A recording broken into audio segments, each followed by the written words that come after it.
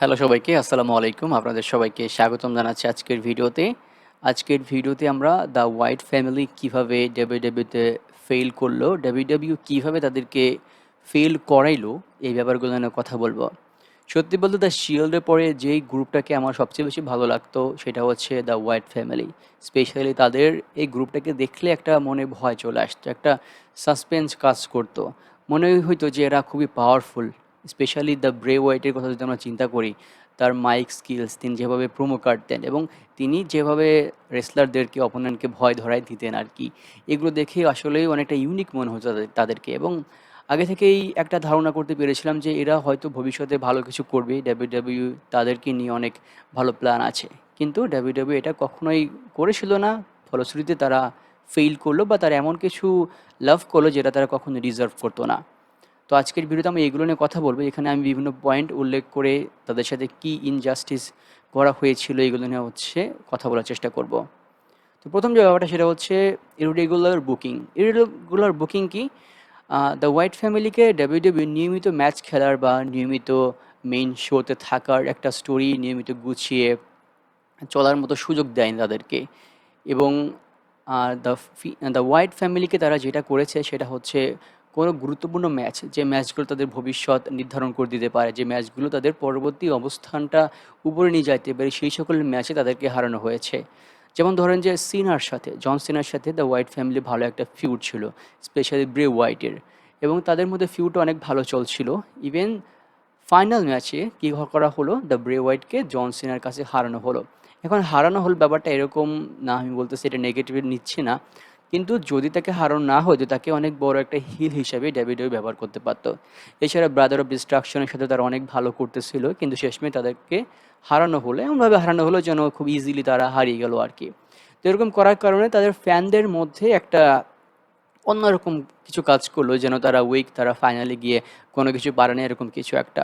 তো এই জন্য তাদেরকে একটু দুর্বল করে দেখানো হয়েছে, স্পেশাল তাদেরকে রেগুলার বুকিং দিয়ে আরও দুর্বল দেখানো হয়েছে। দ্বিতীয় যে ব্যাপার এটা হচ্ছে উইক স্টোরি লাইন। একটা দল, যে কোনো দল রেসলে আসার পরে তাদের একটা ব্যাকগ্রাউন্ড থাকা উচিত, এবং ব্যাকগ্রাউন্ডটা যতটা ভালো হয়, তাদের মধ্যে কেমিস্ট্রি যতটা ভালো হয়, ততটা তারা ভালো করতে পারে ম্যাচের মধ্যেও। কিন্তু দ্য হোয়াইট ফ্যামিলির মধ্যে এই জিনিসটা ছিল না। হ্যাঁ, তাদেরকে দেখে অনেকটা এক মনে হইতো, কিন্তু তাদের মধ্যে কতটা সম্পর্ক ছিল, কতটা কেমিস্ট্রি ছিল, এটা খুব ভালো করে আমরা জানি। ইভেন ব্রে হোয়াইট ছাড়া আর কারোর মধ্যে সেরকম কোনো মাইক স্কিলও ছিল না। তারা একটা রিংয়ের মধ্যে ফাইটিং করা ছাড়া সেরকম আর কোনো স্কিল তাদের মধ্যে ছিল না। এইটার জন্য তারা অনেকটা দুর্বল ছিল আর কি। স্পেশাল যদি বলতে হয়, তাদেরকে এই সময়টাই দেওয়া হয় নাই যে অন্যান্য রেসলারকে তাদের যে পোটেনশিয়াল, তাদের যে অন্যান্য স্কিল আছে সেগুলো প্রকাশ করার মতো। এবং আরেকটা জিনিস ডাব্লিউডাব্লিউ করে, তারা হচ্ছে র্যান্ডি ওয়ার্টনকে দ্য হোয়াইট ফ্যামিলির সাথে যুক্ত করে। হ্যাঁ, যুক্ত করানো হলো ভালো কথা, যদিও র্যান্ডি ওয়ার্টনের ব্যাকগ্রাউন্ডের সাথে দ্য হোয়াইট ফ্যামিলির কোনো সম্পর্ক ছিল না। কিন্তু শেষমেশ দেখা গেল কি, র্যান্ডি ওয়ার্টন ব্রে হোয়াইটের সাথে বিট্রে করে দ্য হোয়াইট ফ্যামিলি ছেড়ে চলে গেল। এইটা কেন করা হলো? এমন একটা গ্রুপকে এমনভাবে রেসলিংয়ে আনা হলো এবং তাদের সাথে এরকম কিছু একটা করা হলো, যার ফলে কি হলো, দর্শকদের মধ্যেও এরকম একটা উইকনেস চলে আসলো দ্য ব্রে হোয়াইট এবং হোয়াইট ফ্যামিলির প্রতি। থার্ড যে ব্যাপারটা সেটা বলবো যে ইন্ডিভিজুয়াল মেম্বার হিসেবে যদি আমরা চিন্তা করি, Bray Wyatt, Erick Rowan, Luke Harper, ওদিক দিয়ে ব্রান স্ট্রোমান, এদের ইন্ডিভিজুয়ালি ডাব্লিউডাব্লিউ সেরকম কোনো সুযোগই দেওয়া হয় নাই। হ্যাঁ, ব্রে হোয়াইটকে হয়তো পরবর্তীতে সুযোগ দেওয়া হয়েছে, কিন্তু গ্রুপে থাকা অবস্থায় তাদেরকে বেশি ম্যাচ তো খেলতে দেওয়া হয় নাই। গ্রুপ যখন ভেঙে গিয়েছে তারপরেও তাদেরকে বেশি ম্যাচ খেলতে দেওয়া হয় নাই, এবং তাদের মধ্যে অনেক ভালো পোটেনশিয়াল ছিল। স্পেশাল যদি আমরা লুক হার্পারের কথা চিন্তা করি, তিনি দেখতেও অনেক ভালো ছিলেন, ফিজিক অনেক ভালো ছিল এবং তার ইন রিং স্কিলস অনেক ভালো ছিল। আমরা যদি পরবর্তী দেখি যে তিনি ডলফ জিগলারকে ইন্টারকন্টিনেন্টাল ম্যাচে হারিয়েছেন, এবং ওই সময়টাতে তার কিছু ম্যাচ আমরা দেখেছিলাম। সেখানে আমরা দেখেছিলাম যে তিনি অনেক ভালো স্কিলফুল একজন রেসলার, কিন্তু ডাব্লিউডাব্লিউতে থাকাকালীন, দ্য হোয়াইট ফ্যামিলিতে থাকাকালীন এবং তার পরবর্তীতে তাকে সেরকম কোনো সুযোগই দেওয়া হয় নাই। অ্যান্ড এরিক রোয়ান এবং লুক হার্পার যখন দ্য হোয়াইট ফ্যামিলি ভেঙে গেল, তখন তাদেরকে দিয়ে অল্প কিছু ম্যাচ খেলানো হয়েছে এবং সেখানে তারা ঠিকমতো নিজেদেরকে মেলে ধরতে পারে নাই। অ্যান্ড যদি ব্রান স্ট্রোম্যানের কথা চিন্তা করি আমরা, ব্রান স্ট্রোম্যান যখন হোয়াইট ফ্যামিলিতে আসে, তখন কিন্তু তাকে কী বলবো, যে জাস্ট একটা পাহাড়ের মতো মনে হতো। তিনি রিংয়ের মধ্যে এসে রেসলারদেরকে ধাক্কা দিয়ে ফেলে দিতেন, এরকম কিছু একটা করতেন, তাছাড়া তার আর কোনো অ্যাক্টিভিটিসই ছিল না আর কি। স্পেশাল তাদেরকে সময়ই দেওয়া হয় নাই এবং তাদেরকে সেভাবে মেলে ধরার সুযোগটাই দেওয়া হয় নাই। চার যে সমস্যা বলবো সেটা হচ্ছে সেপারেশন। 2014 সালে ড্রাফট হয় র স্ম্যাকডাউন। সেই র স্ম্যাকডাউন ড্রাফটে স্ম্যাকডাউনে চলে যায় ব্রে হোয়াইট এবং রতে চলে আসে এরিক রোয়ান এবং লুক হার্পার। দেখুন, এরকম একটা গ্রুপকে ভেঙে ফেলা হলো এবং ভেঙে ফেলার পর যেটা হলো, লুক হার্পার এরিক রোয়ানকে সেরকম কোনো ম্যাচই দেওয়া হলো না। ওদেরকে ব্রে হোয়াইটকে বিভিন্নভাবে খেলানো হয়েছিল, যেটা নিয়ে আমরা একটু পরে কথা বলবো। তো 2014 সালে তাদেরকে ভেঙে ফেলার পর 2015 সালে আবার তারা রিউইনাউন হয় এবং ব্রান স্ট্রোমানের মাধ্যমে। দেখা যায় ব্রান স্ট্রোমান নতুন মেম্বার সেখানে আসছে, কিন্তু আসার পরও তাদের মধ্যে কেমিস্ট্রি অতটা ভালো ছিল না। জাস্ট রিংয়ের মধ্যেই কিছু অ্যাক্টিভিটিস ছিল, এছাড়া বাইরে অথবা কোনো স্টোরিতে সেরকম কোনো গুরুত্বপূর্ণ ভূমিকা তারা রাখতে পেরেছিল না। একটা দলকে এভাবে হঠাৎ করে ভেঙে দিয়ে আবার জোড়া লাগানো এবং তারপর তাদেরকে সুযোগ না দেওয়া, এটা আসলে একটা অন্যায় বলা চলে আর কি আমার মতে। নাম্বার ৫ যে ব্যাপারটা বলবো সেটা হচ্ছে তাদেরকে ক্রিয়েটিভভাবে হারানো হয়েছে। স্পেশালি যদি ব্রে হোয়াইটের কথা চিন্তা করি, ব্রে হোয়াইট প্রথম দিকে অনেক ভালো করছিল এবং তাকে মোটামুটি সুযোগ দেওয়া হয়েছিল। তাকে দিয়ে ইটার্স অফ ওয়ার্ল্ড এই গিমিকটা প্লে করানো হয়েছিল, কিন্তু পরবর্তীতে তাকে ফিয়েন্ডে আনা হলো। হ্যাঁ, ফিয়েন্ড ক্যারেক্টারটা অনেক ভয়ঙ্কর ছিল এবং অনেক ভালো পটেনশিয়াল ছিল, কিন্তু ফিয়েন্ড থাকা অবস্থায় তাকে কী করা হলো, ফেয়ারলি ফান হাউস নামে একটা শো করানো হলো বা এই গিমিকও তাকে নামানো হলো। কেন দরকার ছিল একটা রেসলারকে এভাবে ভয়ঙ্কর একটা গিমিকে রেখে তাকে আবার জোকারের মতো কাজ করানো?